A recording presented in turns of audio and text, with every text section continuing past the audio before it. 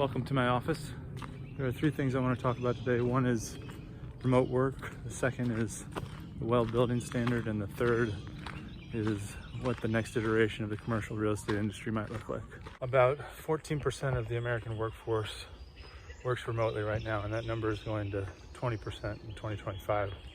That of course translates to less transportation emissions because people will be commuting less, but it also translates to less emissions from building energy use. Remote work inherently means less healthy human interaction at work and also less economic activity at the places where those offices are. But in terms of reducing emissions, there's a clear benefit to remote work. Second thing I want to talk about is the WELL building standard, which is a holistic approach to designing the built environment with wellness in mind. If you think about it, you can answer emails and calls from the trail, you can take meetings from the trail, you can write reports from the trail, you can create content from the trail, all on your phone.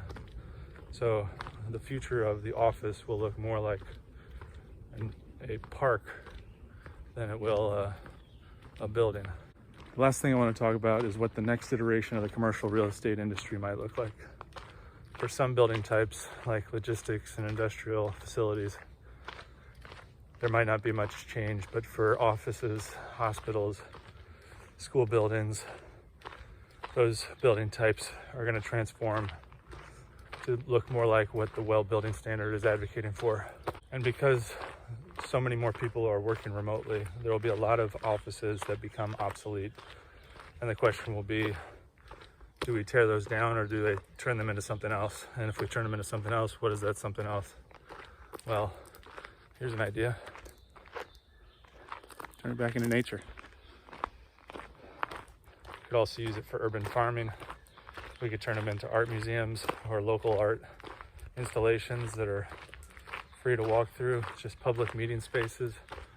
Those buildings and properties that may seem obsolete could be beautiful and utilized at a high level if we're intentional about how we repurpose them. I'm curious what you all think, and if there are buildings and properties in your community that currently look like they're becoming obsolete but maybe could be repurposed.